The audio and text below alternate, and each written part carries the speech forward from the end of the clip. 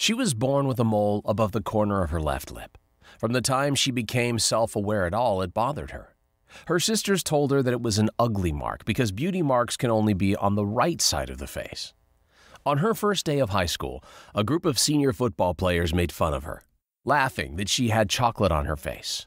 Many times during her childhood, she asked her mom if she could have it removed, but always got the same reply. You know what your mole looks like. You don't know what a scar will look like. When she was a junior in high school, she got a job working at a local clothing store as a brand ambassador, a role that required a fashion show and photo shoot for the local newspaper. As a result of the exposure, another local photographer asked to take her photo for a university newspaper. He introduced her to a stylist to do her hair and makeup for the shoot.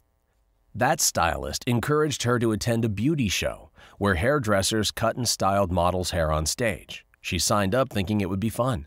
The hairdresser that day ended up being a successful New York hairdresser. After giving her some pretty waves and good advice, he gave her 2 agent names to contact. The first modeling agent had nice things to say and booked her for a test shoot. However, she suggested she have the mole removed.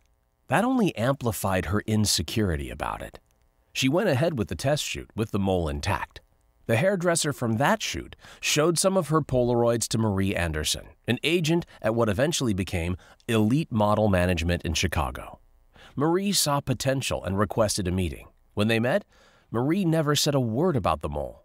The meeting resulted in one professional photo shoot, then another and another. The jobs kept coming. A few times the mole was airbrushed out of printed photos. One time, a makeup artist tried to cover it, only to have it look like a giant pimple. But as the modeling jobs increased, the mole simply stopped being mentioned at all. Eventually, she appeared on the cover of the American Vogue magazine. At that point, she decided that if she looked good enough, mole and all, for the cover of arguably the most relevant fashion magazine, then she was good enough for everyone else. Some years later, as she reflected on her struggle with feeling insecure about her appearance, supermodel Cindy Crawford said, "Isn't it ironic that the very thing that made me most insecure turned out to be my trademark?" Cindy went on to be featured on a record-setting 18 Vogue covers and countless others. This girl who grew up insecure about her looks nearly let the perspectives of other people define whether or not she was beautiful. United by ugly. It's hard to believe that at one point in her life, Cindy Crawford, a supermodel who was the face of beautiful for decades up to and into the new century, thought she was ugly. But the ugly truth is this. Every single person on this planet, supermodels included, has at one time or another felt ugly. I get it. Ugly feels like a strong word, but it's the harsh word we often use when talking about ourselves to ourselves. Even if we don't say it out loud, deep down we may think it. Have you ever looked in a mirror and seen something you didn't like? It's okay to admit it. You're not alone. Crow's feet, nose bump, freckles, rosacea, pimples, gray hair, thinning hair, turkey neck, droopy eyelids, forehead lines, thin lips, big ears, high forehead. And that's just looking at the face. Age spots, breasts too big or too small, belly pooch, fat rolls, moles, cellulite, knock knees, weird toes, cankles.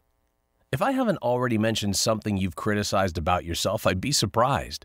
And there are probably a few other things I didn't mention that also bug you about how you look. Across the world, regardless of culture, age, race, gender, or any other category we use to divide ourselves, human beings are uniquely united in this one way. We have all felt less than beautiful at one time or another. The question is, why? As a plastic surgeon specializing in scarless rhinoplasty in Beverly Hills, California, I've had the privilege and opportunity to help a lot of people change their lives through surgery. But don't worry, this book is not about the merits of plastic surgery. We live in a culture where plastic surgery has become common because so many people are doing it. However, some of the most rewarding work I do is having frank conversations with people about just how beautiful they already are and explaining why they do not need surgery to make them beautiful.